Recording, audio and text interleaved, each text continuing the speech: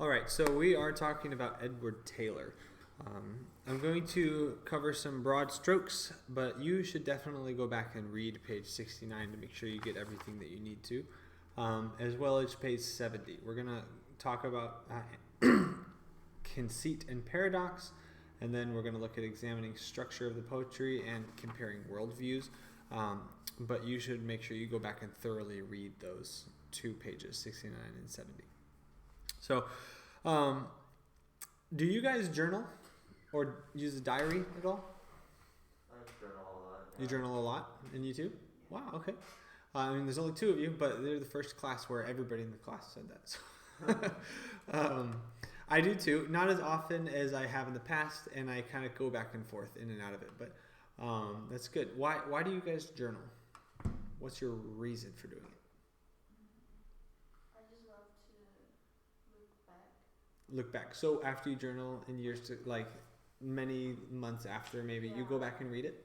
Oh, okay. I like to reflect. So in the moment as you write. Yeah, in the moment, and of course, looking back, and Okay. to a degree, even think about what to do in the future. Okay. Good. And how do you guys do that? What do you like? What's your process for journaling? I'm going to journal. What does it look like? I use the application to just type it. Okay. So I took at least one picture for a day, and then I put the picture and then explain what. Oh, okay. And then so that I can, when I see the pictures and then the journal, I can remember that what happened. That's a good idea. What do you take pictures of normally? Usually just schoolwork when I do Okay. homework, or some lunch that I ate. Huh. So anything. Yeah, just anything. Okay. Nice. That's a good idea. What about you? When you go to journal, what does it look like? Usually kind of like that. So like Monday through Friday, when I journal, it's mostly like Devo / journaling sort of thing. So usually Monday through Friday, I'll read like a chapter of the Bible or something, and take notes on it, and my outline is kind of I'll write notes on it, and then after taking notes, I'll have a about God section. Okay, I'll usually circle points that stick out to me. And those are the key points where I'm just gonna harpen and reflect on those. Okay. So about God, it's okay, what does this tell me about God? What is God saying to me? What am I learning about Him through what He's speaking to me? Good. Then I have the application part, so I just apply okay, how I'm gonna respond to this. And then after that, I just write down prayer. So that's what I'm doing every Friday. Saturday, I type out old journals, so they just in case something happens to them. Oh, okay. And Sunday, what I'll do is I'll reflect on all my notes that I got for the week and kind of just try to find the theme. Wow, very good. So it's very disciplined. You've got it down to a science and a habit. It's developed over time. That's awesome, though. That's great. Good. And that's exactly like both of you. You're using your journaling both to reflect, to process your thoughts, right, so that you can think clearly about something. Maybe it's what you read, or it's what you were thinking as you did the homework, right? And then we use those to reflect, whether it's looking back in the years to come, or on Sunday, every Sunday. Do you ever go back to a month ago or a year ago? Usually, I've only done this for maybe 2, maybe 3 years, I think. Okay. But usually after the first semester or the second semester, first semester of the year, if that makes sense. So January through March or May. After school's done, I'll reflect. And after summer's done, I'll reflect again. Okay, so kind of quarters of the year. Yeah, thirds of the year. Thirds, okay. Yeah, good. The middle third is significantly smaller than but it's just easier. Yeah. Good. For me, I made my own notebooks for a long time. See, all my little notebooks out of stuff, and I stapled my paper in, and I just carry them in my pocket, and they have to-do lists and sermon notes and all of that stuff in there. So that's kind of a cool little collection I have. For right now, journaling has been one of two things. I have a book where, as I'm thinking about major decisions in my life that I've got to make, getting my thoughts out so that I can have it on paper and go back to like, this is what I was thinking if I'm making decisions, right? That's really helpful.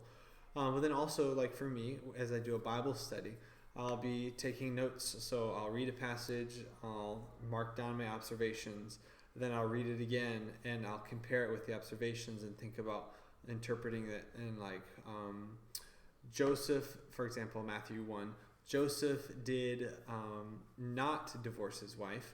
He thought about it. He was going to, he thought about it, and then he didn't. That's an observation, right? It's simply what happened in the text. Interpretation would be he decided that he needed to give this major decision thought, and in doing so, God rewarded that.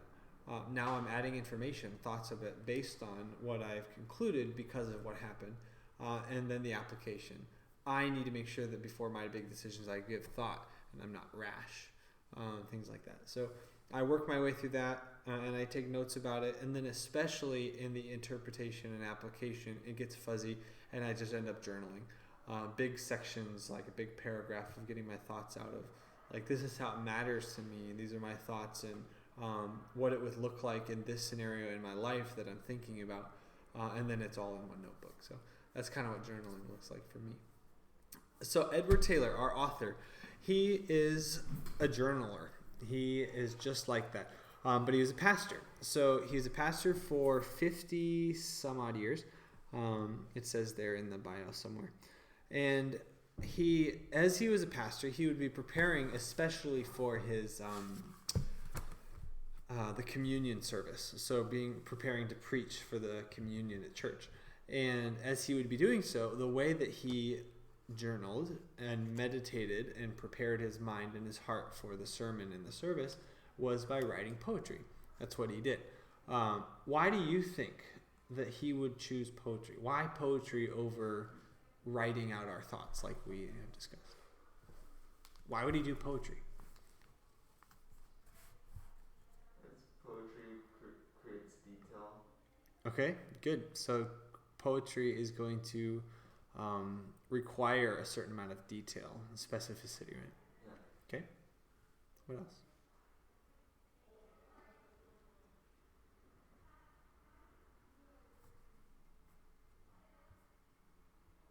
Any more? Well, at least this is just for me when I do poetry, but I guess it helps to like take complex ideas Mm-hmm. and abstractions and make them simpler to see. Definitely.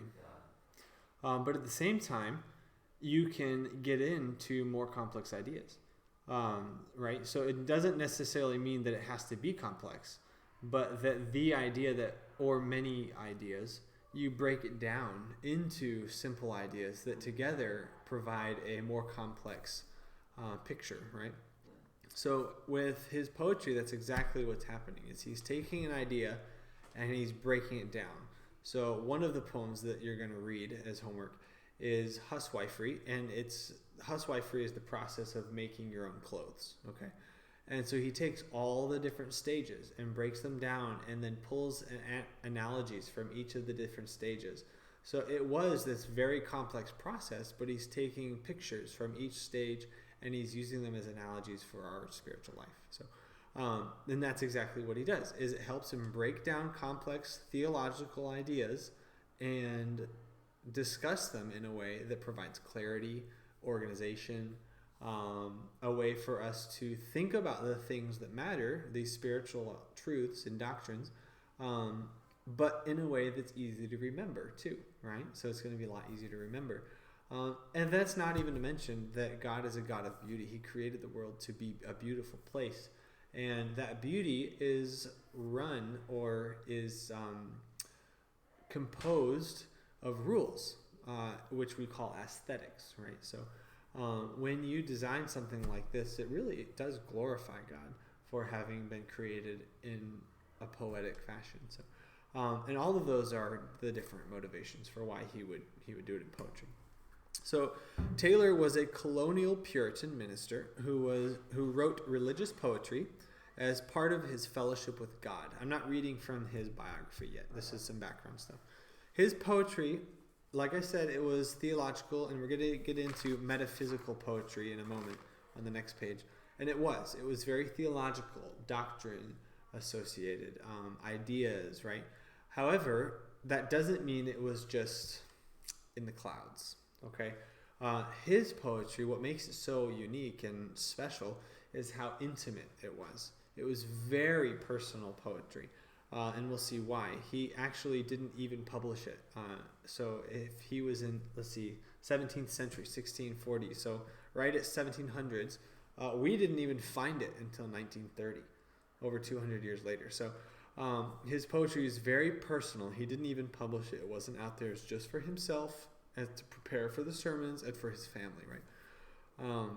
The discovery and publication of the previously unknown work in the 1930s catapulted Taylor into prominence as a poet, so that, and this is key, he is now the foremost American poet of the 17th and 18th century. The foremost poet.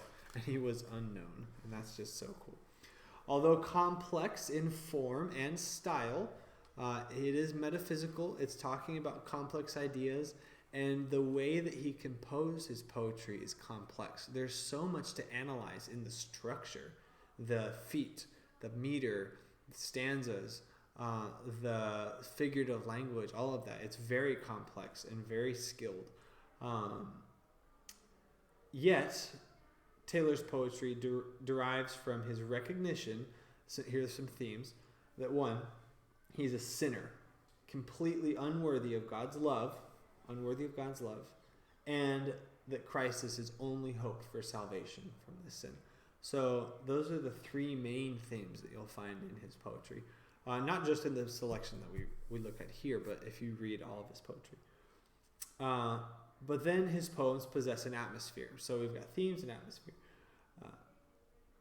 The atmosphere, the tone of his poetry is very personal, intimate, spiritually fervent, because they are expressions of his private communion with Christ. So they are not these, they're not meant to be something like critiquing the church as a whole, like there's heresies invading the church, and these are personal issues that he's discussing, okay? So, Edward Taylor, for over 200 years after his death was 1729, over 200 years after his death, Edward Taylor's poetry was unknown to the world because of his request that his heirs preserve it, keep it safe, but that they don't publish it. And it wasn't until Thomas H. Johnson found his poetry in the archives of Yale Library in 1937 that they actually published them. So, once they were published, the poems caused critics to reevaluate many of their conclusions about early American poetry. So, early American poetry, they said many bad things about it. Just take what Nathaniel Hawthorne described as the Puritans and apply it to the poetry, right? They have an utter lack of aesthetics, which that's from a quote we're going to read in a moment. They lack love, they lack passion, they lack all these things. Edward Taylor, obviously it wasn't true. But Edward Taylor, having been published when he was, at a time when the critique of the Puritans was so high, his poetry was a strong voice to the opposite, to say, no, what you're saying is not true. So it wasn't true, and there was evidence of that already, but his evidence, because he was the foremost poet, it was a very loud voice to say, no, their poetry is very good stuff, and that their poetry is inspired by very good content. So the Puritan poetry is inspired by the Word of God, and they said the Word of God basically is just stiff doctrine and isn't inspirational, which is just so utterly foolish to say, because we have things like Shakespeare and John Donne and Milton and all of these things which are inspired by God's Word. And for them to say that the classics are Anyway, it was foolish of them to say that. But Edward Taylor was a great voice to say, no, what you're saying is not true. So while he was a pastor on the frontier, and you should read all about it there. But while he was pastoring in the church that he pastored in Westfield Church for nearly 50 years, Taylor served as the town physician and organized the village's defenses against the American Indians. And by 1682, with a decrease in native hostilities, his family settled and his ministry was established. His best poetry appears in two major collections with very major titles. One is called, take a deep breath, Preparatory Meditations Before My Approach to the Lord's Supper, chiefly upon the doctrine preached upon the day of administration.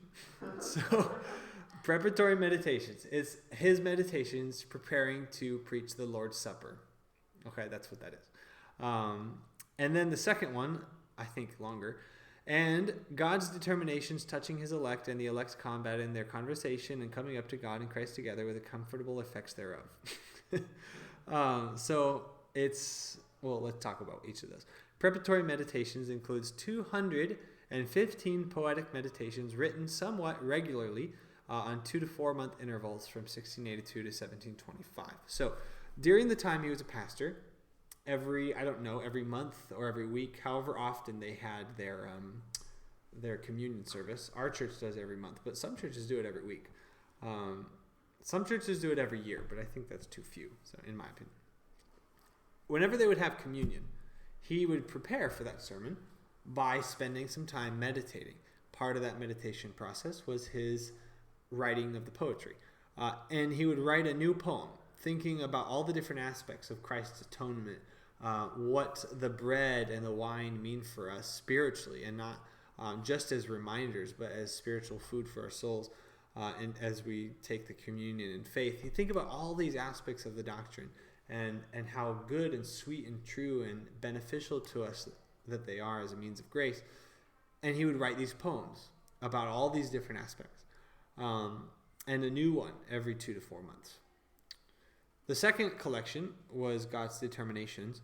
And God's Determinations was his other major collection. It's a sequence of 35 poems tracing spiritual redemption from man's fall in the Garden of Eden and resulting condemnation to the Christian's conversion and spiritual growth through fellowship with other believers. So it traces the themes of the doctrines that we know from the Bible that come from man's fall. We're corrupted by sin, and how we come out of corruption, redemption, adoption, and then fellowship with the saints, and even on to the state of glory when God perfects us in heaven. So he talks about all of that, taking those different themes in 35 different poems. So for what we have Meditation 6, which is one of the preparatory meditations. We have a separate poem, which is Huswifery. We have then God's Determinations, which is, we just have the preface, so it's the first poem of the 35 poems. And then we have a separate poem called Upon a Spider Catching a Fly. A very witty poem to read. So those are the 4 poems that we have that we'll look at and where they come from. So, and that's Edward Taylor in a nutshell. So go ahead and turn the page on your books and let's look at page 70. Page 70 is broken into 3 sections: analyze, read, and evaluate. And under analyze, I want to talk about conceit and paradox, but before we do, let's talk about metaphysical poetry.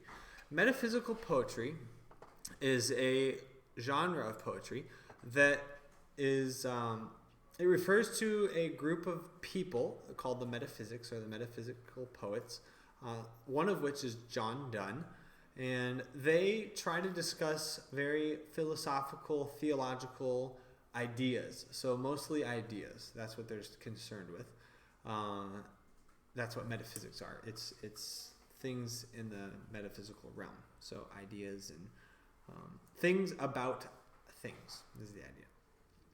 So let me read a poem by John Donne. This is one of my favorite.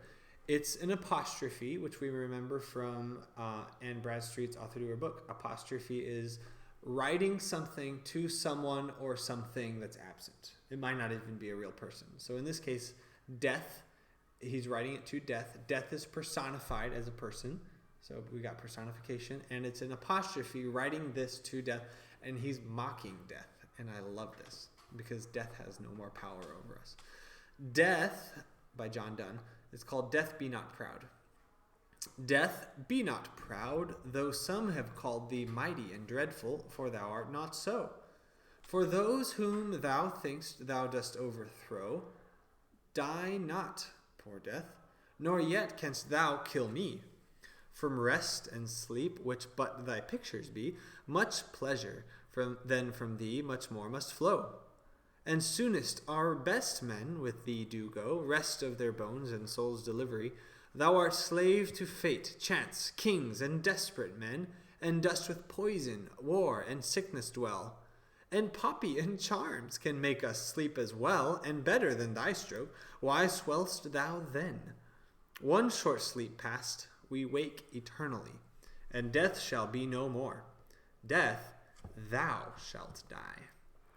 So, discussing death, discussing eternal life, mocking death because he has no more power over us as Christians. I love the part that says, from rest and sleep, which but thy pictures be, much pleasure. Then from thee much more must flow. So if resting and sleeping are pictures of death, they're shadows, they're, allegories for death. And what we get from rest and sleep is pleasure, then how much more pleasure are we going to get when we die?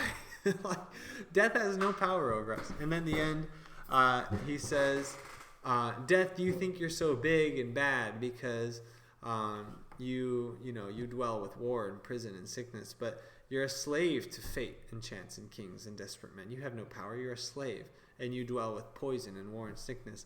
But all those things, poison, war, and sickness, yes, we die from them, but we can go to sleep and die from poppy seeds and charms, and much more pleasurable. So why are you so prideful, right? It's such a good poem. So that's metaphysical poetry.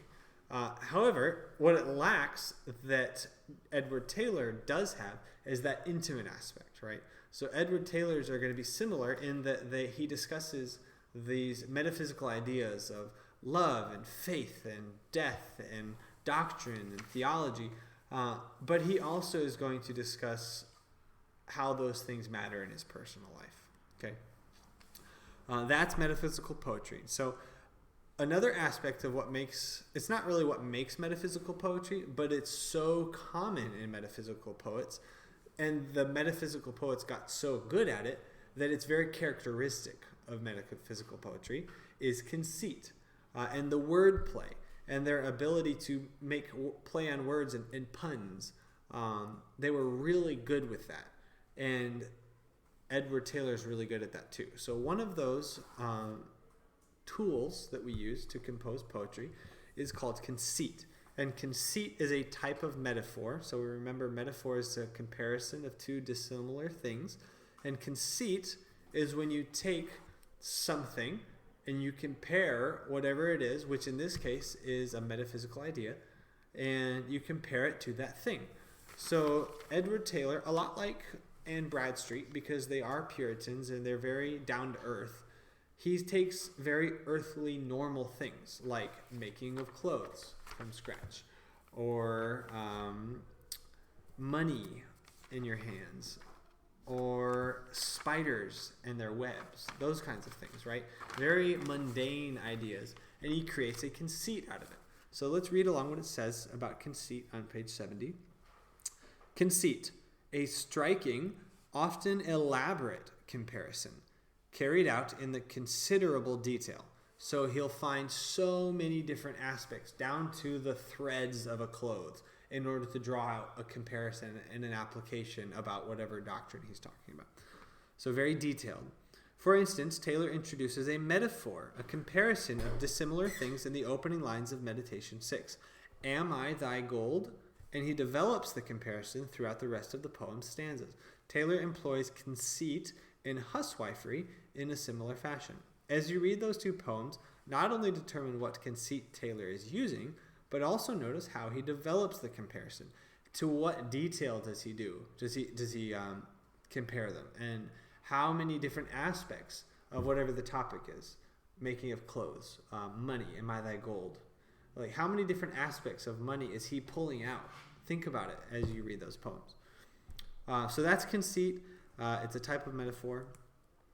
Let's talk about paradox. When I first heard the word paradox and learned about it before I, got more education, I thought paradox was just another word for a contradiction. But it's actually a contradiction that looks like a contradiction but is not a contradiction. So a contradiction is something that cannot be true at the same time. So for example, the clock is a circle and the clock is a square. Obviously, the clock is a circle. A circle is a circle and it's not a square. That would be a contradiction to say that something is not like that. For example, I'm a boy, I'm a girl. That's a contradiction. You cannot be both at the same time. God made you either a boy or a girl. A paradox is a statement that looks like a contradiction, but when you understand it in a certain way, it's not. So for example, God is 3 persons and 1 God. Okay, so yes, 3 persons, we understand it. There are 3 of us here, right? God is 1 God, though. Okay, now, how can that both be true at the same time? A paradox is what looks like a contradiction, but isn't. That doesn't mean that you know how it's a paradox. You might not have the answer, okay? And in the case of the Trinity, we don't. We have to accept that by faith. But the point is, a paradox is not a contradiction, but it looks like one, even if you don't have the answer or the solution for why it's not a contradiction. Taylor's poetic style that he uses has a lot of paradox. And you'll see it in the preface to God's Determinations. It says, infinity, when all things it beheld. And then it says, in nothing and of nothing all did build. How can you create something out of nothing? That's a contradiction. I can't build anything unless I have the pieces to build it with. However, the answer to this paradox that makes it not a contradiction is God is omnipotent. He is able to do all things, right? So that would be a contradiction until we have the solution, which is, God is omnipotent. So, all right, let's move on to syntax. Stanzas is just some important vocabulary to understand. Stanzas are like poetic paragraphs, okay? Even a paragraph in your essay is a group of thought. It's your paragraph surrounds a single idea, and you break down that idea, and when you finish talking about that idea, you move on to a new paragraph. Okay, usually it's organized by like points in your outline. A stanza is very much the same thing. It says that a stanza can be organized by or based on thought or on the meter. So many lines based on like common meter. A stanza might be the first line of 8 and a second line of 6 syllables, right? So you could organize it by meter or even by the rhyming scheme. So if you have a poem that goes A, B, C, D, and then the next lines go A, B, C, D again, then each stanza is a stanza of 4 lines and they rhyme with each other. So you can organize your stanzas by meter, thought, or rhyme. There are different types of stanzas too. A stanza with 2 lines is called a couplet. A stanza with 4 lines is called a quatrain. And a stanza with 6 lines is called a sestet. And then there's different types of each. So for example, a couplet, a heroic couplet is a specific kind of couplet, just like common meter is a specific kind of meter. So a heroic couplet is composed of 2 lines of iambic pentameter. So for review, iambic is the every 2-syllable group, the foot, right? It's a foot, a unit of emphasis, a pattern of emphasis. So we have an unstressed syllable and then a stressed one. May is iambic and it's 1 unit. And then it's pentameter. So there's 5 iambic feet. in one line, and then 5 iambic feet in the next line. And they're rhymed in pairs, A, A, B, B. That would be a heroic couplet. As you read Taylor's poetry, note which kind of stanza each poem is. How many feet are in the poem? How many lines are in the stanza? What is the rhyming pattern of it? Is it heroic couplet? Is it common meter? Is it something else? All of that is part of what makes, what composes his poetry, and you should recognize it. I think it was you, Andrew, that mentioned Lewis's essay, and you said something like, if you don't recognize that poetry is composed in a certain way, then you're going to miss out on an aspect of the beauty of it. Something like that, right? Yeah. Absolutely. So we want to recognize it. We want to know what kind of design did he give this poem so that we can recognize the aesthetics of it. All right, let's talk about worldview. So the last section, evaluate worldview and aesthetics. This is a quote by a man named H.L. Mencken, and he's a well-renowned author and critic, but he had a very sour view of the Puritans. So let me read this quote. The Puritans' utter lack of aesthetic sense, his distrust of all romantic emotion, his unmatchable intolerance of opposition, his unbreakable belief in his own bleak and narrow views, his savage cruelty of attack, his lust for relentless and barbarous persecution, these things have put an almost unbearable burden of exchange upon the exchange of ideas in the United States.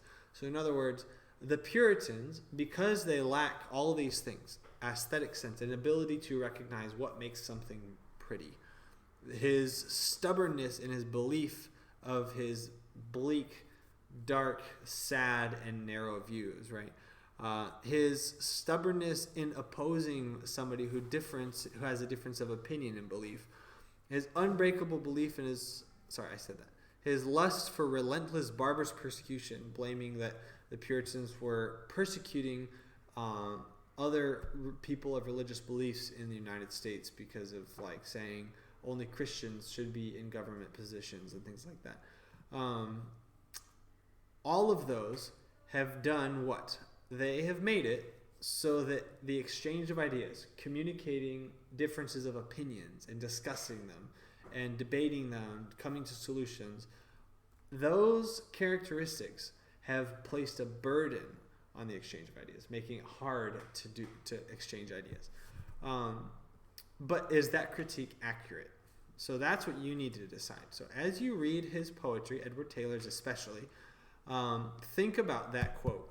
And that's your homework response, is to respond to Mencken and say whether or not, to what degree is he right or wrong. So, okay, let's read the poems out loud, because poetry is meant to be read out loud.